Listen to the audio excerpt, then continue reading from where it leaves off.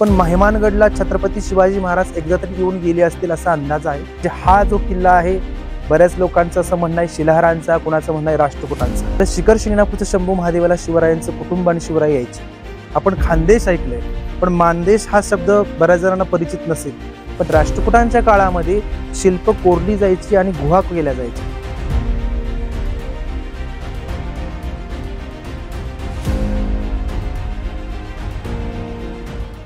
आज आपण सातारा जिल्ह्यातल्या मेहमानगड परिसरात आलेलो आहोत आणि आपल्या मागे जो दिसतोय तो मेहमानगड आहे आणि श्री भवानी माता मंदिर या ठिकाणी आपण आहोत।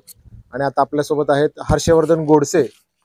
या ठिकाणी मेहमानगड नावाचे फाउंडेशन ते स्वतः चालवतात आणि मेहमानगडाचा परिसराचा विकास, इथल्या इतिहासाची माहिती लोकांना व्हावी आणि मेहमानगडावर वेगवेगळे उपक्रम या फाउंडेशनच्या माध्यमातून राबवले जातात। तर मी इको फ्रेंडली क्लब परिवाराच्या वतीनं हर्षवर्धन दादांचं स्वागत करतो। सर्वांनी टाळ्या वाजवून आपण त्यांचं स्वागत करूया। सोलापूर शहरामध्ये वेगवेगळ्या क्षेत्रातली ही मंडळी आहेत। खास करून आता हा ॲक्सिस बँकेचा ग्रुप आहे बऱ्यापैकी, आणि लोकांना गड भरमंतीची आवड लागावी, इतिहास स्वतः तिथं जाऊन जवळून अनुभवावा यासाठी इको फ्रेंडली क्लब वर्षभर वेगवेगळे उपक्रम राबवत असतो। आणि अलीकडेच एक व्हिडिओ मी पाहिला यूट्यूबवर, तर त्याच्यामध्ये आम्हाला मेहमानगड फाउंडेशन आणि त्यांच्या कार्याची माहिती आम्हाला मिळाली। हर्षवर्धन दादा आणि सगळे त्यांची टीम या ठिकाणी वेगवेगळे उपक्रम राबवत असतात। तर एकूणच काय उपक्रम आहे, मेहमानगड फाउंडेशन काय आहे किंवा मेहमानगड नेमका काय आहे, त्याचा काय इतिहास आहे, हे आपल्याला आता टप्प्याटप्प्यानं वरपर्यंत जाईपर्यंत जाणून घ्यायचं आहे। तर सुरुवातीला 1-2 मिनिटांमध्ये दादांनी आपली ओळख करून द्यावी, गावाविषयी सांगावं आणि मग जसं जसं आपण वर जाऊ तसं तसं थोडी माहिती आम्हाला सगळ्यांना सांगावी। छत्रपती शिवाजी महाराज की। मेहमानगड हा किल्ला सातारा जिल्ह्यातला सगळ्यात टोकावरचा किल्ला, म्हणजे आपल्या सातारा जिल्ह्याचा जर नकाशा पाहिला तर हे मान तालुक्यातला हा शेवटचा किल्ला मानला जातो।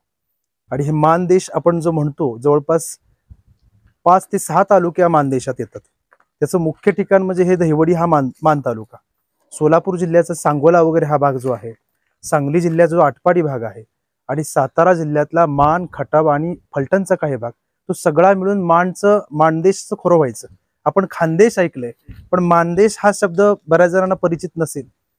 सोलापूर किंवा सातारा जिल्ह्यातल्या लोकांना मानदेश माहिती, पण बऱ्याच लोक विदर्भातून किंवा मराठवाड्यातून जे लोक येतात त्यांना मानदेश काय माहित नाही, कारण त्याची खूप पुराण काळामध्ये त्याची उल्लेख आहेत। ज्यावेळी इतिहासामध्ये प्राचीन काळामध्ये त्रेतायुगात, व्यापार युगात बऱ्याच काही घटना घडल्या, पण रामायणातली गोष्ट इथं मांडली जाते की ज्यावेळी राम, सीता, लक्ष्मण आले होते त्यावेळी या ठिकाणी येऊन गेले असं म्हटलं जातं। आणि रामायणाच्या काही भाग थोडे आख्यायिका असतात, आणि ज्यावेळी राम एका ठिकाणी वनवास जात असताना आपण सगळं काही गृहीतच धरतो असा भाग नाही, कथा आहेत, त्या कथेमार्फत आपणच ते हे करूया। तर त्यावेळी राम जेवायला बसले होते, प्रभू श्रीराम, त्यावेळी बाकीचे सगळे त्यांचे सीता, लक्ष्मण आणि परिवार सगळा, आणि त्यावेळी सीता माता पण जेवायला बसले होते। प्रभू रामचंद्रांचं जेवण झाल्यानंतर मग सीता माता जेवायला बसल्या असताना जेवणामध्ये पाऊस पडत असताना असं म्हटलं जातं की ते एकाच धनुष्यबाण त्यांनी इकडे केला, तेव्हा ते मेघ सगळे लोटले गेले। त्यापासून हा अवर्षण भाग म्हणजे दुष्काळी पट्टा असं म्हणलं जायचं। दुसरी अशी आख्यायिका आहे की मान तालुका या ठिकाणी सीतामाई शेवटचं, म्हणजे अयोध्याचा राजा राम होता, पण सीतामाई त्यांच्या जवळ असताना आपल्याला रामायणातला शेवटचा किस्सा माहिती की सीतामाईंना एका जनतेच्या माध्यमातून त्यांना अरण्यात सोडून गेले, म्हणजे वाल्मिकी ऋषी मुनी वगैरे त्यांच्या सानिध्यात नंतर त्या राहायला लागल्या, आणि त्यांनी वनातच परत त्यांनी आपले म्हणतात ना एक भूधरणी कंपत गेल्या त्या, असं म्हणलं जातं आपल्या इतिहासामध्ये। देवीच होतं, त्या देवी अवतारच। मग मान देशामध्ये त्यांना सोडायचा प्रयत्न, त्यावेळी दंडकारण्य एरिया होता, खूप जंगल होतं, म्हणजे संपूर्ण भाग असा अशा 2 कथा वेगवेगळ्या आहेत। म्हणजे अवर्षण का पडलं तर त्यावेळी सांगतात, आणि परतच्या काळात ज्यावेळी सीतामाईला सोडलं त्यावेळी म्हणतात की या ठिकाणी दंडकारण्य होतं। दंडकारण्य म्हणजे खूप घनदाट झाडीला दंडकारण्य म्हणतात।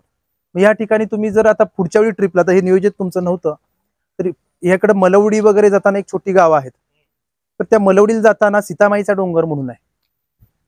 त्यावेळी लक्ष्मणाला सांगितलं की तुम्ही सीतेला सोडून त्यावेळी पुष्पकुमारातून सोडून या, त्यावेळी मग सीतामाईला या ठिकाणी त्या घनदाट जंगलात सोडलं। आजही ते ठिकाण आहे। संक्रांतीच्या जेवढी दिवाळी असते तेव्हा महिला मंडळ जेवढी वौसा घेतात सीतामाईचा, त्यावेळी तिथं मग सगळ्या महिला 14 जानेवारी 15 जानेवारीच्या दरम्यान गोळा होऊन त्या ठिकाणी सीतामाईला पहिलं त्या परिसरामधलं हे सगळं हे करतात. मग त्या ठिकाणी लक्ष्मणांनी त्यांना तहान लागली, सीतामाई म्हणजे आईच म्हणायचे ते, तर दोन्ही बाजूला त्यांनी एक हे ठेवले, पात्र ठेवले पिण्याचे, एक पायापाशी ठेवला एक आणि हातापाशी, त्यांची झोप लागली होती. आणि मग ते लक्ष्मण सोडून गेले त्यांना अयोध्येकडे माघारी. सीतामाई त्यावेळी झोपेतून जाग्या झाल्यानंतर आपण आळस सोडतो वगैरे, त्यावेळी दोन्ही पात्र लवणले. हातापासला जो लवणला तो म्हणजे मान नदी, आणि पायापासला जो पात्र लवणला ते म्हणजे बाण नदी. मान नदी आपल्या मान देशात वाहते, बाण नदी फलटणजवळ वाहते. बऱ्यापैकी बाण नदी थोडीशी लोपच पाऊस चालली तरी सुद्धा आपल्याला अजून उगम पाहायला मिळतो. दोन्हीची ठिकाणी पात्र पाणी जातं, आणि मान देशाचं पाणी म्हणजे नदी जी वाहते ती आपल्या दहिवडी परिसरातून तशीच आटपाडी वगैरे भागात पुढे जाते. अजूनही आवर्षण भाग असल्यामुळे पाण्याला जास्त हे नाहीये. मधल्या टप्प्यामध्ये त्याचं काम बरंच काही राहिलं नाही, पण ती नदी खूप मोठी अशी आख्यायिका आहे की खूप नदीचं पाणी त्यावेळी खूप दुष्काळ पट्टा नसायचा, पाणी खूप असायचं. आणि भौगोलिक परिस्थिती इथली नंतरच्या काळात बदलली. मधल्या काळामध्ये बरेच गोष्टी घडत गेल्या. शिवरायांचं कुलस्वामी, शिवरायांचं जे आराध्य दैवत आहे ते शंभू महादेव. मग आपल्या शिखर शिंगणापूरचं शंभू महादेवाला शिवरायांचं कुटुंब आणि शिवराय यायचे, त्यासाठी सेवेला एक कुटुंब पण त्यांनी ठेवलं होतं. मोठा महादेव त्याला म्हणायचे. आपले बरेच लातूर बितूर विदर्भ भागातले लोक त्याला मोठा महादेव म्हणतात. आम्ही आपले शिखर शिंगणापूरचे महादेव शंभू महादेव असं त्यांना म्हणतो. आणि त्या ठिकाणी छत्रपतींच्या घरातले सगळे लोक पुढच्याही पिढ्या शंभू महादेवाला यायच्या, तसे पूर्ण त्या ठिकाणी पुरावे आहेत. राजवाडे त्या ठिकाणी बांधले, पानपोई बांधल्या, शिवाची मोठी त्या ठिकाणी सेवा व्हावी, अनेक कुटुंब त्यांनी वसवले. त्यामुळे या परिसरामध्ये पुरावे नाही आहेत, पण मेहमानगडला छत्रपती शिवाजी महाराज एकदा तरी येऊन गेले असतील असा अंदाज आहे. कारण शिखर शिंगणापूर इथून जवळच आहे, एक 20 किलोमीटरच्या अंतरावर शिखर शिंगणापूर आहे. आणि परिसरामध्ये वारुगड एक किल्ला आहे. मानदेशामध्ये 2 किल्ले आहेत, त्यातला वारुगडचा निम्मा भाग फलटण तालुक्यात, निम्मा मान तालुक्यात असं म्हणलं जातो. मान हे नदीचं नाव तालुक्याला दिले, अस्तित्वात मान हे कुठेही गाव नाहीये. दहिवडीचा सगळा म्हणजे दहिवडीचा सगळा कारभार चालतो. मान देशाची राजधानी दहिवडी आहे. म्हणजे पूर्वी कचेरी वगैरे पाहिली, मलवडीला एक झुंजारराव राजे घाटगे म्हणून राजे होते, ते बुधचे राजे. त्यांच्याकडे 5 गावं आणि 5 गावामध्ये त्यांची मेन फॅमिली आणि 60 गावांचं त्यांच्याकडे वतन होतं. म्हणून मलवडीच्या राजांना म्हणत की जे मलवडीचे घाटगे राजे होते, मलवडी 5 गाव, बुध 60 गाव असं म्हणलं जायचं. तर दहिवडीमध्ये त्यांची कचेरी असायची. त्या परिसरातले किल्ले वगैरे तेच सांभाळायचे, पण ते आदिलशाहीच्या आधिपत्याखाली होते. आदिलशाही त्यांना झुंजारराव अशी पदवी दिली होती. तर मेहमानगडचं नाव दोन्ही अर्थानं पडतं. म्हणजे हा जो किल्ला आहे, बऱ्याच लोकांचं असं म्हणणं आहे शिलाहारांचा, कुणाचं म्हणणं आहे राष्ट्रकुटांचा, पण शिलाहारांचा काळातला असावा असं या ठिकाणी इव्हिडन्स आहेत. काही इतिहासकार म्हणतात हा राष्ट्रकुटांच्या काळातला आहे, पण राष्ट्रकुटांच्या काळामध्ये शिल्प कोरली जायची आणि गुहा केल्या जायच्या. इथं गुहा पण आहे, फक्त पाण्याचीच फक्त काढलेली, लेणी कोरली असते. त्यामुळे शिलाहारांचं राज्य या ठिकाणी होतं. कोल्हापूरला महालक्ष्मीचं मंदिर आपण पाहिले, हे शिलाहारांच्या काळातला एक पुरावा आहे. तर त्यामुळे मी परिचयात सुरुवातीला करून द्यायचं म्हणजे मी पेशाने आर्किटेक्ट आहे. माझं शिक्षण पुरातत्व विभागामध्ये झालंय, माझं एमटेक झालंय ते पुरातत्व विभागामध्ये झालंय. म्हणजे आपण सर्वसाधारण बीटेक केलेले आर्किटेक्ट येतात की मॉडर्न घर बांधतात, बंगले बांधतात, मोठे अपार्टमेंट बांधतात. स्पेशली एमटेक मी पुरातत्व विभागामध्ये केलेलं आहे. सातारा जिल्ह्यामध्ये फार म्हणजे पुरातत्व विभागाचा आर्किटेक्ट मी एकटाच असेल. कन्झर्वेशन आर्किटेक्ट त्याला इंग्लिशमध्ये म्हणतात. एखाद्या वास्तूचं जीर्णोद्धार करण्याचं काम आमच्याकडे असतं, म्हणजे रिनोव्हेशन करतो.